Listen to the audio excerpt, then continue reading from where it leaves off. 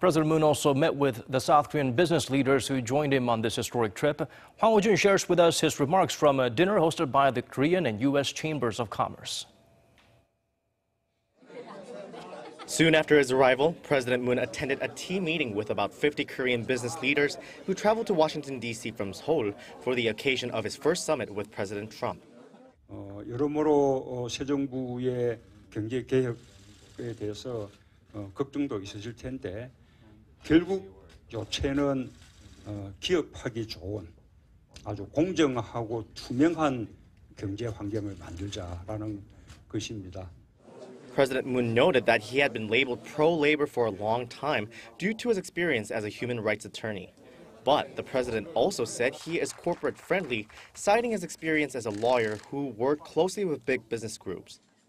President Moon pledged to make Korea a more attractive place for businesses to invest in and implored the leaders to put more effort into creating jobs and promoting Korea as an appealing investment market when doing business in the U.S.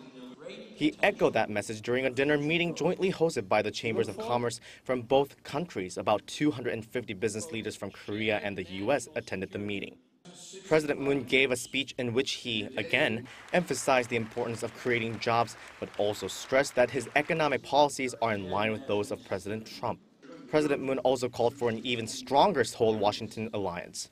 He said it could resolve the security risk on the Korean peninsula and potentially provide a new opportunity for economic cooperation with North Korea.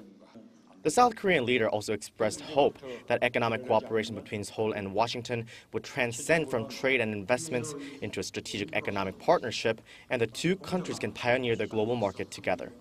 앞으로 한미동맹은 정치, 경제, 사회, 문화 모든 분야에서 포괄적인 동맹으로 한 단계 더 도약할 것으로 믿습니다.